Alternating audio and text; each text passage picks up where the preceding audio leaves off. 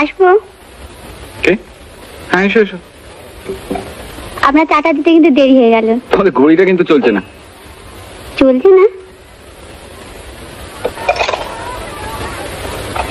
হ্যাঁ চলছে।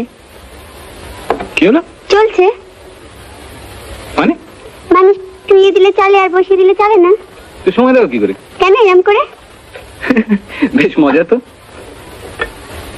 আর আমি তো শুয়ে শুয়েও অচল। আচ্ছা চাটা একটু কড়া হয়ে গেছে না? না না, আমি কড়া চাই খাই। আমাদের বাড়িতে না সকলে কড়া চাই খায়। আচ্ছা এগুলো গুছিয়ে রাখি।